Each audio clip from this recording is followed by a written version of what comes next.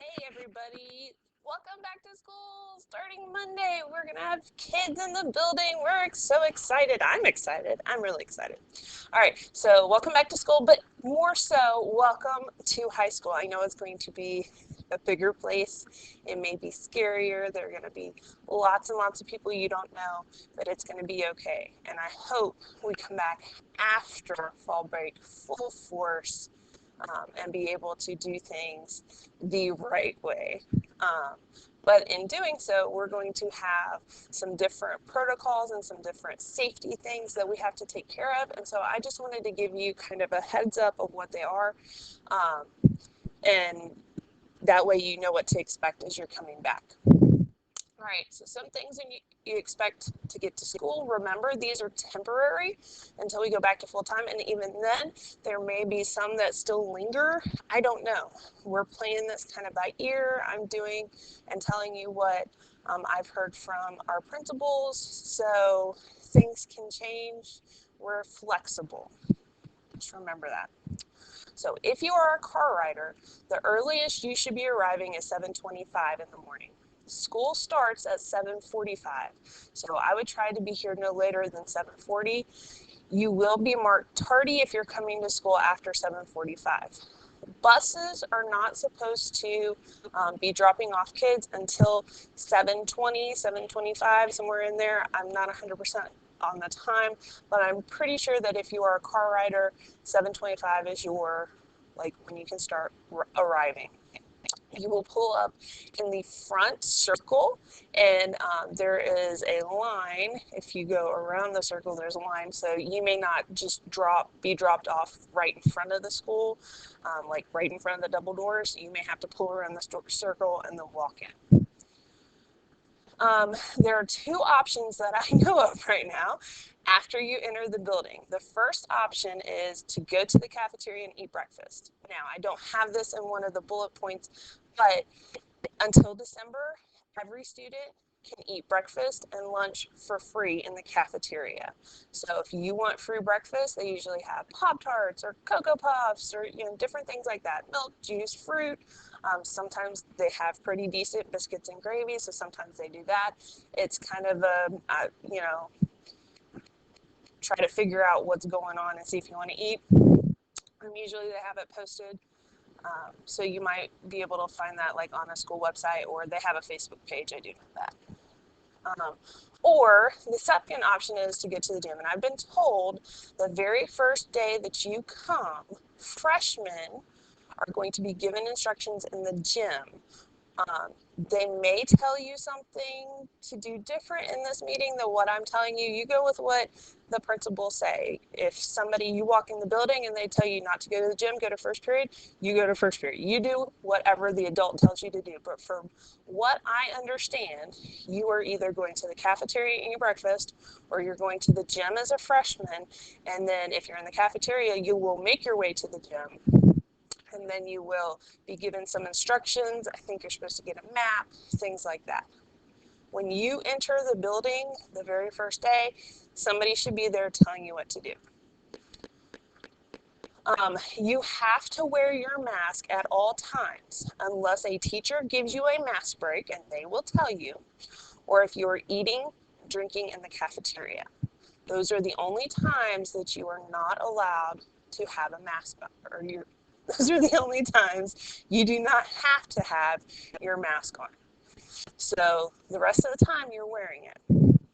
If your mask breaks, if you throw it away when you throw away your lunch stuff, you need to let an adult know right away, because we have extra masks and you don't want to get in trouble. So if you forgot your mask at home, first thing when you get here, be like, hey, I left my mask, do you have an extra one?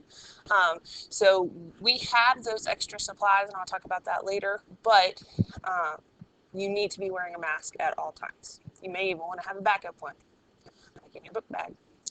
All right, in my classroom, I have tables with rolly chairs. I like to stress your brain, so I make the seating comfortable.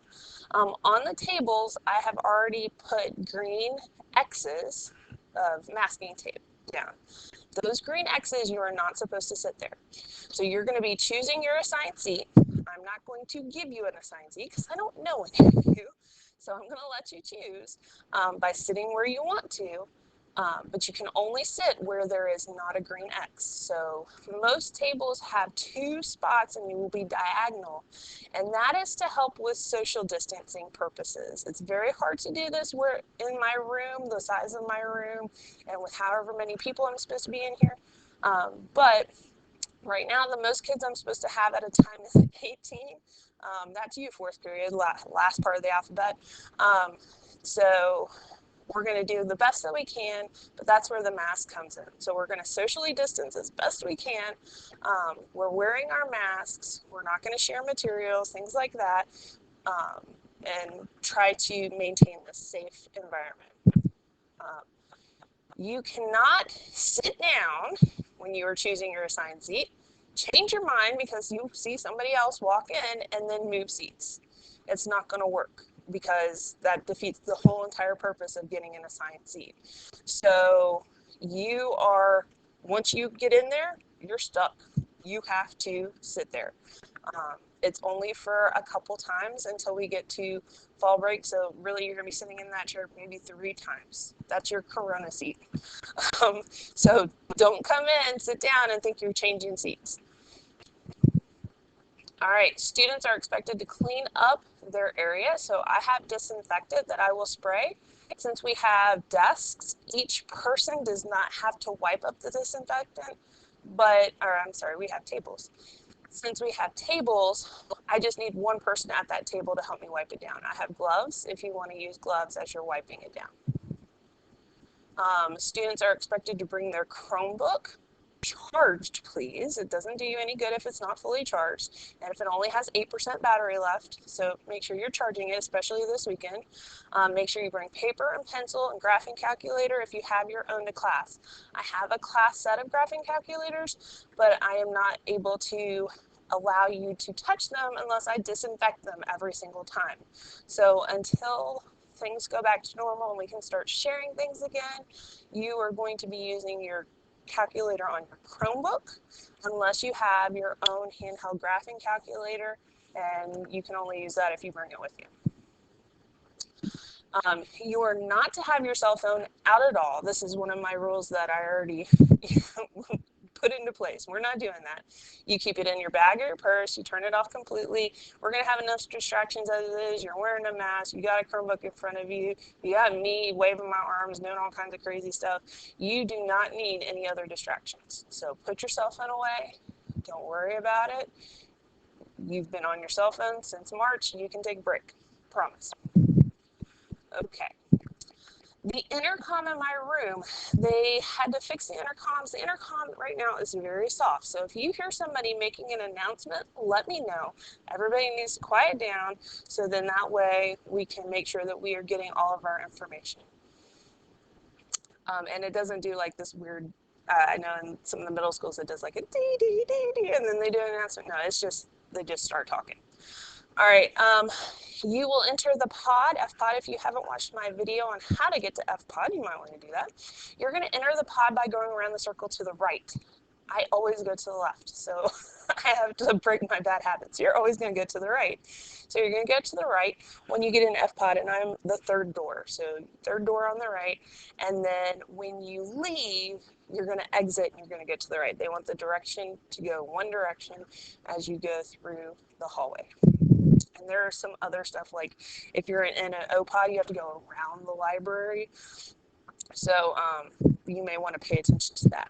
Okay, you are not to congregate in the hallway. I know that you miss socializing with your friends, but if we can do this and we can just get to class, we can do what we're supposed to do in there, we're not hanging out with our friends, if we can do all of this safely, and then we can start coming back with less and less restrictions after fall break, then you are going to be able to hang out with your friends in the lower commons, upper commons, cafeteria, that kind of stuff. So you're really only coming back, if you are coming back, most of you are coming back only 3 times before fall break. It's just 3 times. You can do this. I know you can. Okay, so you're not hanging out in the hallway with your friends. If you see somebody, you can wave, but your job is to, in your 5 minutes in between class, to get from class A to class B in a timely fashion and trying to learn the building all at the same time. All right. Fourth period, you have first lunch with me. So usually that means you go straight to the cafeteria after third period. Third period, lunch, then go to fourth period.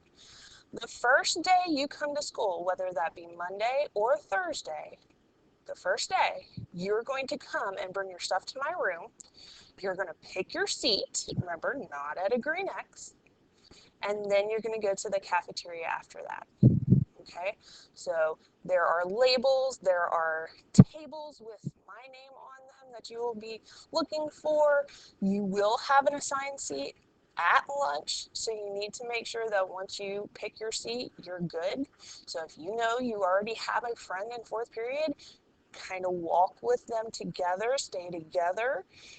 I guess you could try to save a seat, but there are going to be assistant principals in there. They may say no saving seats. I don't know.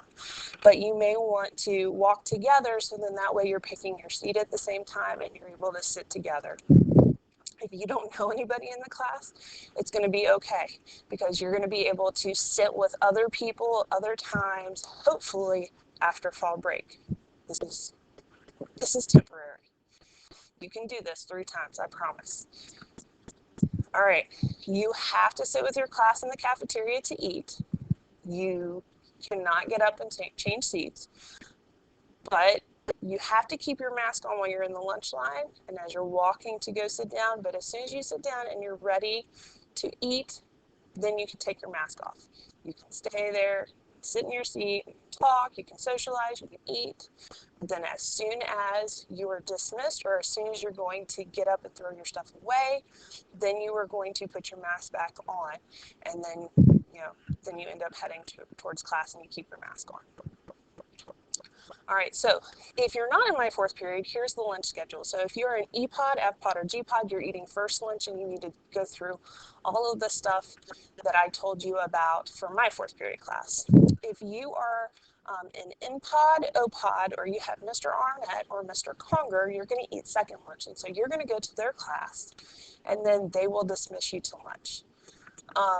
H-Pod, A-Pod, B-Pod, Miss Davis, and Ms. Wolf, you will go to third lunch. So you will go to their class and they will dismiss you to lunch.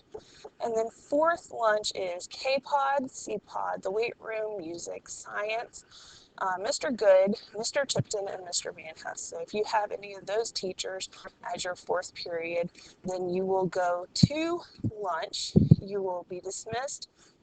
You will go to their class, you'll be dismissed to lunch, and then from lunch, fourth period, or fourth lunch people, you go to fifth period, okay? So you go straight from lunch to fifth period. So after your first day, you are able to go straight from third period into lunch if you have first lunch. Okay, so third period, teachers have been told that this is a study hall. If your teacher's not allowing you to get on your Chromebook and do makeup work or get ahead or whatever, please let me know so I can help you out there, because it is supposed to be some catch-up time, at least through fall break. If you're in my third period, you're not going to have any extra assignments.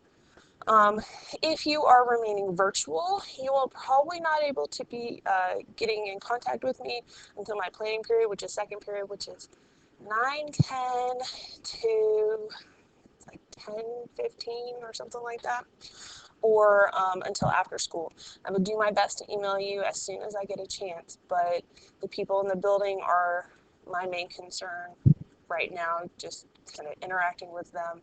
And when I'm doing that on my normal level, I'm not able to check my email until later. So you won't get a fast response from me, but it'll be okay. You'll just get a later response from me. I'll still respond.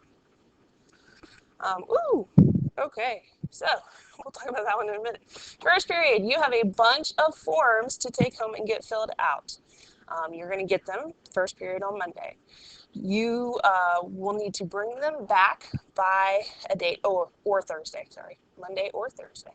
I'll give you a specific date that I'll tell you in class, and if you bring them back by a certain time, I'll give you a special surprise. By the way, I love surprises. All right, I have extra masks, gloves, lots of hand sanitizer. I got like a gallon jug of hand sanitizer, plus I have like 2 other really big bottles. It's crazy. I've got like hand sanitizer coming out my ears. So let me know if you need something. And then everybody is going to get a big stack of papers from me because I love you so much. And this is going to be a set of fill-in-the-blank notes that are going to help you because they match what we're doing. It's what I always give out. So I recommend bringing a binder with you, something 3-ring binder, so that you can stick those papers somewhere and that they kind of stay intact. You will still be doing some virtual, but what we're going to do is we're going to do what we've been doing. Monday there's a video, there's homework. Tuesday there's a video, there's homework. So if you're in class with me, you get to see the video in person. I don't rewind very well in person. So you do have that video as a backup in case you need to go and listen and watch me again. That also takes care of all the virtual people and even the people that are virtual away. Okay, so make sure that you are knowing that we're still going to maintain the same schedule. And actually, I've been going really slow. Sometimes I've actually been doing 2 lessons at one time instead of just 1. So I've been going a little on the slow side, but it'll be okay. We'll figure it all out as we go together, I promise. All right, so here are the ACT problems of the day. I'm behind a little bit. We're going to cover, I think it's 13 through 20. We're going to talk about them, and then I'm going to tell you about how the ACT problem of the day is going to change in a little bit as we move into this new territory. All right, so here we go. Number 13, Raymond's weekly income consists of a base salary for a 40-hour work week plus overtime pay. The overtime pay is paid at an hourly rate for the time that Raymond works in addition to his 40-hour work week. Raymond's weekly income in dollars can be represented by the expression 800 plus 30x, where x is the total number of hours. Raymond works over 40 hours. Which of the following is the best interpretation of the number 800 in this context? Well, this is what you guys said. It's hard to read the numbers, but definitely you can tell that A, the large blue portion, was what the majority of people chose.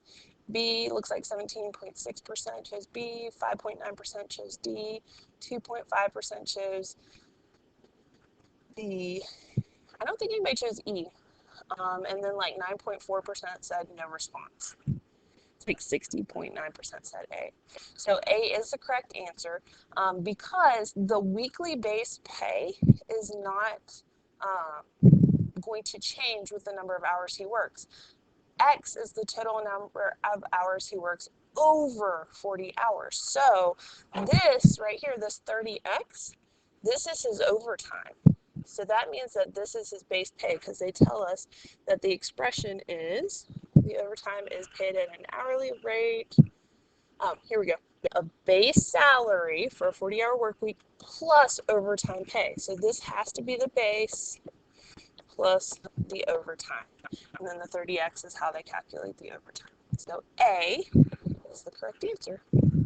All right, let's look at 14.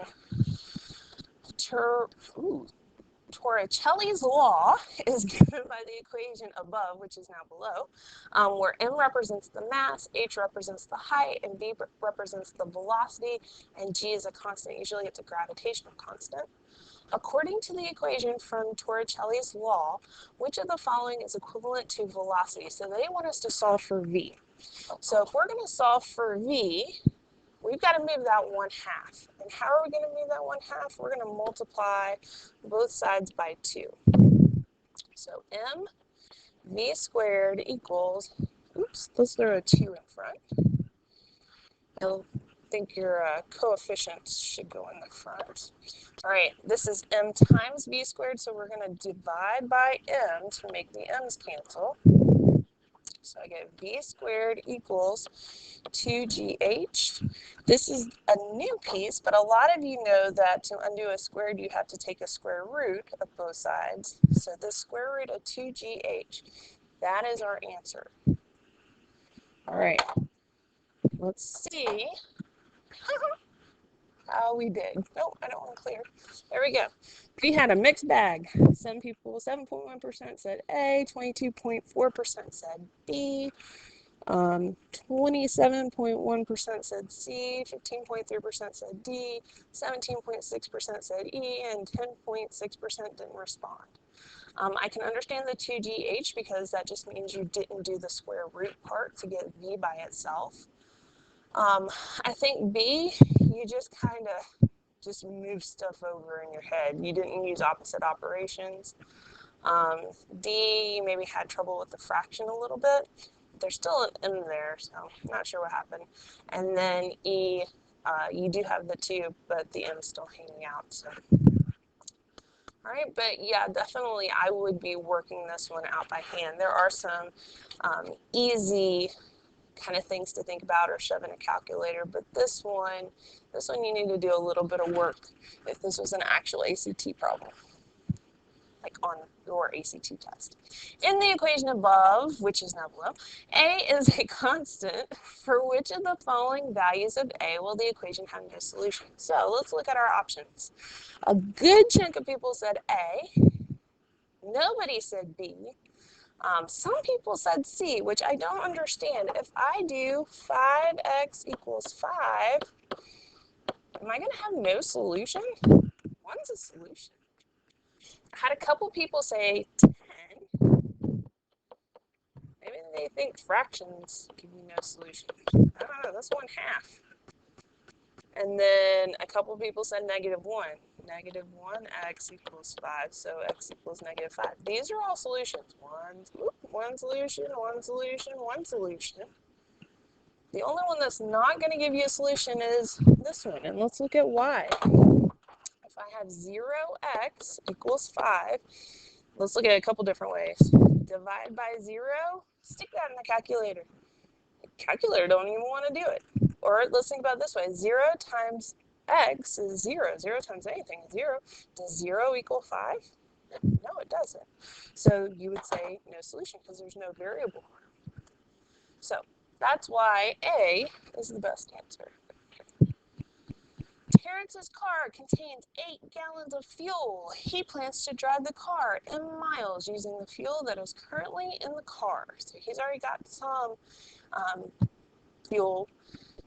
If the car can drive 20 miles per gallon of fuel, which inequality gives the possible values of M?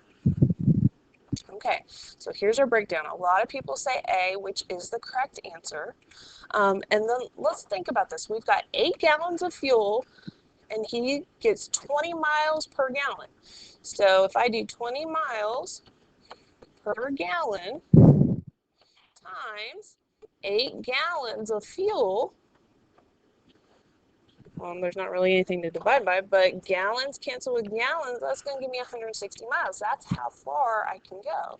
So this is a little bit of a dimensional analysis question. It doesn't have to be, but you can kind of use that to help you out get those units to cancel. So that means I need to be multiplying 20 times 8, and that leaves us with A and E. Whoop. Marked out E as soon as I said that. That leaves us with A and E. So then can we go over? M is our miles. The miles we go can go over 160, or do we have to stay under 160 miles? And that is why A is the best option. All right, 17. If 3 times 3x plus 5 equals 2x minus 8, what is the value of x? Now, we have quite a few people, 69.4%, said E, but I'm not sure why we're getting A, B, C, and D, because you guys know how to solve equations. Not sure what's going on. So let's look. Let's distribute. 3 times 3x is 9x. 3 times 5 is 15. Equals 2x minus 8. subtract 15, so I get 9x equals 2x minus 23. Subtract 2x, so 7x equals negative 23, and we're about to divide by 7 to see that E is the right answer. So the only thing I can really think of is maybe we didn't distribute properly, or maybe we just guessed. I don't know. We should have had a whole lot more people getting that one right. Well, looky there, we got a graph. And here we have a problem. For the function f defined above, what is the value of f of 1? So notice that here, we're replacing x with 1. So let's see. A, 5.9% said A. 74, I don't know what that is. 1% said B. 2.4% said C. 4.7% said D. Nobody said E. And 12.9% didn't respond. So what we're doing for f of 1, all we have to do is 2 times 1 minus 1 plus 2. And now we do order of operations, which says parentheses first. 1 minus 1 is 0. Then we multiply. 2 times 0 is 0. 0 plus 2 is 2. That's why B is the right answer. They love these problems on the ACT, though, because if you've never seen this notation before, you're not going to know how to do it. All right, 19. For the linear function, the table above shows several values of x and their corresponding values of h of x. Which of the following defines h? So we're going to write an equation. A function rule. Let's figure out how our y value is changing. So it looks like I'm adding 6, adding 6, adding 6. But look here. We're adding 2, adding 2, adding 2. So when we look at slope, we're looking at change in y over change in x. 6 over 2 is 3. The only one that has a slope of 3 is here. Now, that's not the only way to do it. You could take each one and plug it in. You could do 2 minus 1. Oh, I get 1, but 4 would also have to work. And that one doesn't work, because we should get 7. This one, we do 2 times 2 minus 3. It's 4 minus 3, that's 1. That one works. 2 times 4 minus 3, that's 8 minus 3. That is 5. That doesn't work. So you can plug things in, and most of the time, if you only want to plug in one thing, I pick something in the middle. 4 times 6. I better get 13. 24 minus 7 is 17. Not that one. 4 times 6 minus 9 is 15. It's not that one, because we should be getting 13. So C is the right answer. Let's see what everybody did. We had 15.3% not respond, 8.2% said A, 7.1% said B, but C is the right answer with 60% exactly. 4.7% said D and 4.7% said E. All right, last one. The population of snow leopards in a certain area can be modeled by the function P defined above, where P of T is the population. Population. T is the number of years. This is called annotating. So they told me what it is. I add that to my equation. After 1990, which is a long time ago, of the following, which is the best interpretation of the equation. Okay, so here is normally where T is. So they're telling me that T is number of years. So 30 years after 1990. All right, 30 years after 1990 puts us in 2020, which is this year. And so I can get rid of the 2030s. Right? 30 years. 2020. Okay. So then now the 550, that is the population. So the population is 550 in 2020. So not 30.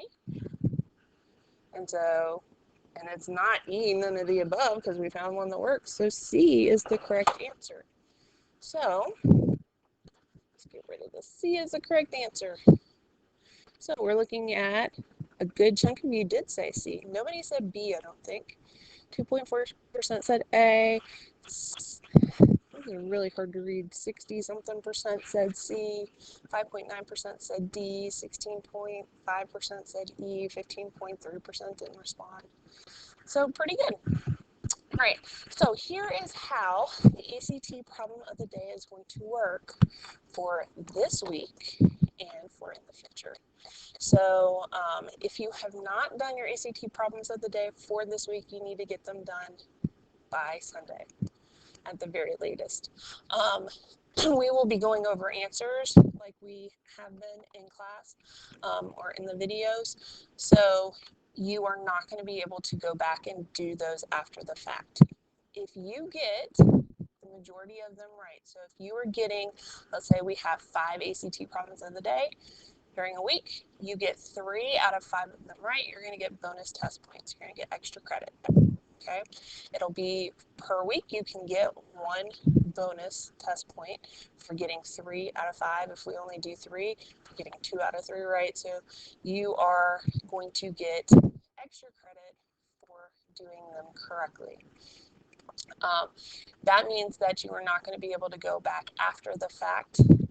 So Sunday, when I'm closing these, you can't go back and do them again because you're going to be getting answers later on, and you're not going to be able to go back and get extra credit points when if you didn't do it, it's done. And I have, timestamps on them so I can tell when you've done them. So Monday morning, those people that have gotten the extra credit, it's cut off Monday morning at 11:59 on Sunday night. That's the last time you can do it, and then that's just how we're going to roll.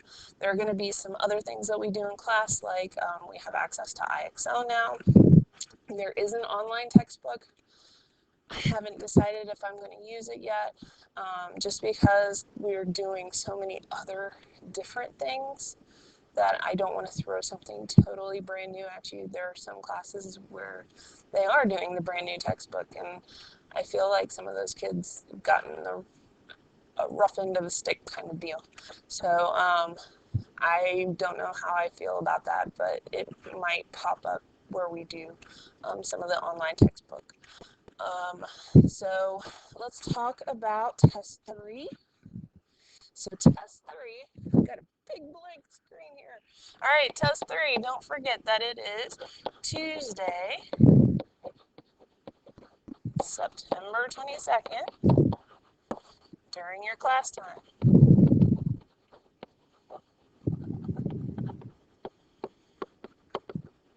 Okay, so that means first period, you're going to start at 7:45, bright and early. Fourth period, you're going to start at around 11:30, should be about 11:30.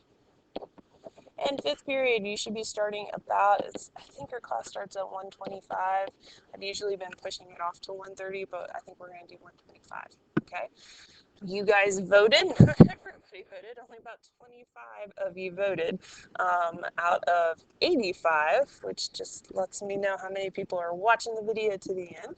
And so it was about, let's see, 25, it was about 2/5 to 3/5. That was the split, 2 to 3. But we are doing the 50 multiple choice questions. Choice only, 50 questions. And so that will be ready for you on Tuesday. Okay, so you don't have to share your work on multiple choice questions. You will get your feedback right away. There is not any partial credit. I don't know what else to say. You don't have to share your work, but that doesn't mean that you shouldn't be doing work. You should be writing stuff out. If you are trying to do it all in your head, it's probably not the best option. And then the other thing is that, just have got it. Hang on a second. Oh, use your graphing calculator. That's the other thing. So be able to go to y equals, be able to get a graph, be able to go y equals, get a table, those kinds of things. If you don't know how to do those things, you need to let me know. I have them embedded in different videos, so I could point you to the video, but pretty much if you're not accessing and using your graphing calculator, you're only hurting yourself. You're not hurting me. Right now, you will be hurting me in the future because we are supposed to take our end of course, and our end of course will be, I want to say it's like the first or second week in December. It'll probably be the first week in December. So you will be taking a end of course, and we're going to do the best job we can do. Again, I'm going slow, so we'll reach what we can, and you'll just have to, if there's a question on the end of course that I didn't teach you how to do, it'll be one of those things where you do your best guess, and I'm okay with that. But I don't want you just doing best guesses all the time. I cleaned up my room. I'm ready for you. I'm so excited to finally get to see you guys in person, and I hope you're looking forward to hanging out with me. I love my job. I love my students. I am looking forward to getting to know you. I love math, if you haven't been able to tell.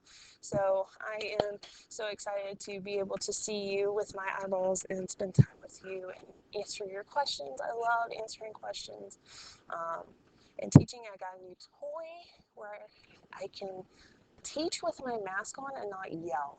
I'm excited about that. So we're going to test that out. We're going to try volume. First period, you're probably going to be my guinea pigs. We're going to see how that goes and play around with it. So I'm excited.